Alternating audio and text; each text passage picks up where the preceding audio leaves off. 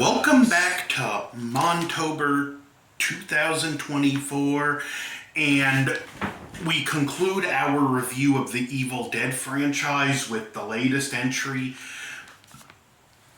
EVILDEADRISE from 2023, starring Alyssa Sutherland, Morgan Davis, Lily Sullivan, Gabrielle, I can't even pronounce her name, and Neil Fisher, with a voice cameo by Bruce Campbell.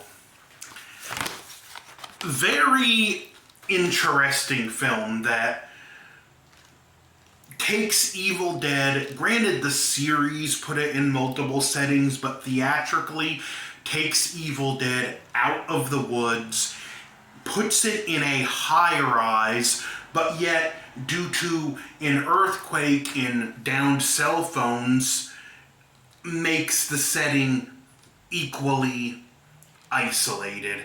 And the film actually begins after the event of the movie with an incident back in the woods in a cabin, kind of teasing you that this is going to be the same old again.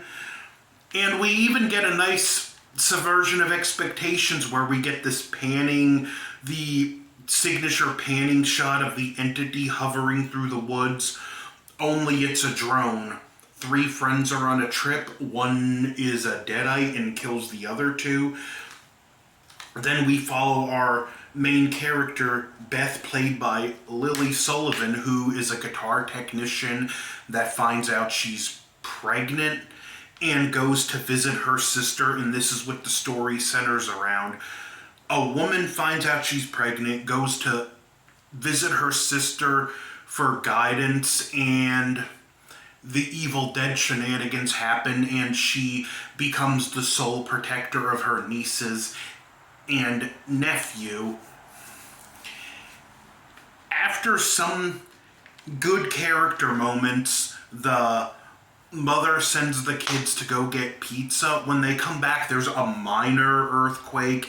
It does cause cell phone issues as well as issues in the apartment building they're in, which is actually set to be demolished, and they have like a month left to get out and haven't found a place left to live, plus the fact that the father/husband left. So this is a family that's not in the best of places, with a mother doing the best she can to take care of her kids, provide, and find a place to live. One interesting touch between the 2 sisters is where one is a guitar technician, the other's a tattoo artist, and we see her working on her tattoo guns. They both have electrical skills, which I thought was a cool touch, and I believe the sisterly relationship between these 2, they feel very sisterly. It is very much the big sister, little sister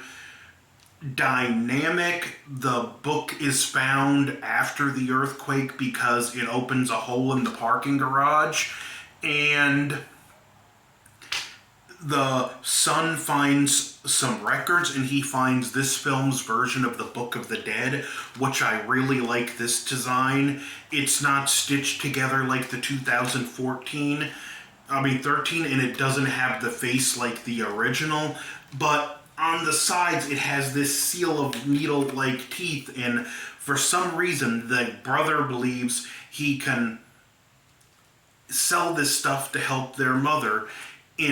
Now, I seen this thing, I would have either left it alone or thrown it in the nearest furnace, but no, he tries to open it, gets cut on the teeth, the blood absorbs into the book, and then it opens. Again, red flags.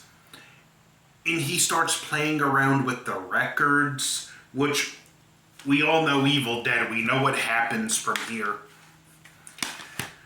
Only one interesting touch, on the record we hear a voice say something like, "Leave it alone, it's called the Book of the Dead for a reason." The director has stated this is a time-displaced Ash Williams, so we do get the briefest of Ash Williams cameos in this, even if it is just an audio cameo. The mother gets taken in a very brutal scene because of how she's just doing her best to fight not to stay alive. And as she goes to turn, because there was a point from when she gets taken to when she fully turns, I like it because you can see where it's the mother struggling to keep control and not let the Sumerian demon take over. And the acting is really well. In fact, her last conscious words as the character dies and the demon takes over is to tell her sister, "Protect my babies." And what we get is got to be the single creepiest and most brutal deadite we have seen yet. The hallway scene. Not only does it have a good callback to the eyeball gag from Evil Dead 2, but it turns it into a kill. And we see a lot of the hallway massacre through Lily Sullivan looking through the peephole of the apartment door, and we get a very obscured but yet visceral and brutal look at everything's going to happen as some blood even splatters on the peephole and we see it dripping down. Then we get one of the creepiest shots in all of Evil Dead where she knows she's being watched through the peephole and she's just smiling.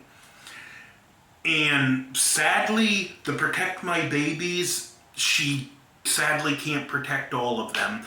The oldest sister gets taken first, and we get a brutal shot where the deadite is eating glass, and we actually see as she swallows the glass, it poke through her throat and go, very brutal and visceral.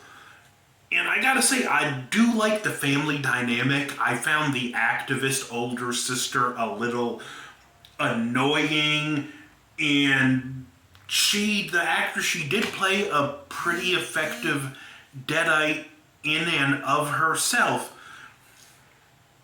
The youngest sister, which is the youngest cast member, Nell Fisher, actually, for her age, is a very talented actress. There's a great scene in the movie where she's scared and Beth is consoling her and she's like, "I promise I won't let what happened to them happen to us."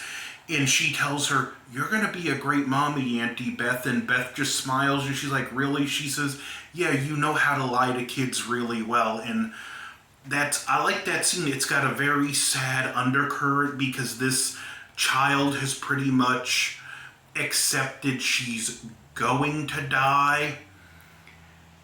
There's a scuffle with the sister who gets stabbed with a broomstick, and then she gets tied up, but she comes back and actually stabs the brother. He uses a aerosol can to catch her on fire. The sister gets back, the oldest sister played by Alyssa Sutherland, she gets back into the... I'm using sibling terms a lot, I know this is confusing. Alyssa Sunderland's character gets back into the apartment, and we even get one great scene in the film where she has her sister Beth down on the floor and she's like, "I'm gonna eat all of your souls." And then she looks down at Beth, smiles, and senses the baby, and she's like, "2 souls." So again, you have this character, Beth, who's not only fighting for her life, not only fighting for the life of her nieces and nephew, and eventually just one niece left, but she's also fighting for the life of her unborn baby, so the stakes are really high for this character. Plus, she's something of a loser in the beginning of the film. Yeah, she's a guitar technician, she travels the world, but she doesn't have much, she has nothing to lean back on, she's not the most dependable person, but she has to mature and grow to protect family, which is the theme of this movie. Eventually, we get another scene in the hallway, and this is where the family the Deadites family just becomes one, where they rip Alyssa Sunderland's body open and they all fuse into one just massive Deadite. Our two survivors escape into a elevator which floods with blood. The cable snaps and it crashes to the garage with a good Shining callback. They try to escape, but the car gets stuck in a hole in the parking garage. And, we've had the requisite shotgun at this point, which was picked up from one of the dead neighbors in the hallway. And now we get the chainsaw, only initially the Deadite fusion gets a hold of it, and we have Lily Sullivan's character Beth. She shoots at it, saving her niece, and she gives one of Ash's classic lines, "Come get some." And normally I really detest when you give a new character one of the famous lines of an iconic character, but after everything she's fought through in this movie, and as much as the character has grown, you know what? I'm going to give it to her. She's earned that line. And we have a great scene with a wood chipper where they're trying to pull Beth in. The niece pulls the lever, shutting it off, allowing Beth to get the chainsaw. She cuts half of the Deadite off and half the body goes in. And then the second half, still, because they really double down on how the Deadites psychologically torture in this movie. And she's talking like the sister again, calls her Bethy Boo, and she just cuts the head off and the rest of the body goes in, and she's like, only my sister can talk like that. And then the head's left and she's like, you really do look just like Mom, and you're gonna fail just like she did. And Beth kicks it in.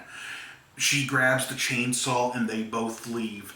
Some other great scenes with just the psychological torture. We have a scene where the youngest daughter almost lets the Deadite mother in, and then there's a scene in the hallway later on where she's trying to manipulate her again, and she's like, she's trying to take you away from me. Don't let her take you away from me. And she just tells her, you're not my mommy. Again, this child actor did really good. This is probably one of my favorite child characters in horror, next to Jamie in Halloween 4. And then we have a final scene where this woman goes into the parking lot oblivious of the bloodbath, and she's about to go on a trip to the woods with her friends, which, remember how the film begins, and she gets taken by the entity. I really liked this film. I don't think there's a bad film in the Evil Dead franchise. Some are better than others, but yeah, I think the future's in good hands. Apparently, we are getting an animated series that will hopefully continue Ash vs. the Evil Dead. And supposedly there's 2 movies in the work by 2 separate directors. Sam Raimi's still in charge of the franchise, and he's apparently got a set of ironclad rules that this is what an Evil Dead film can and can't do. So I'm curious to see where the franchise goes. As for these reviews, Montober continues, but as far as the Evil Dead reviews, done with them. I have a Evil Dead series ranking, which I'm going to record right after this video. So don't forget to like, share, comment, subscribe. Over and out. Join us. Groovy.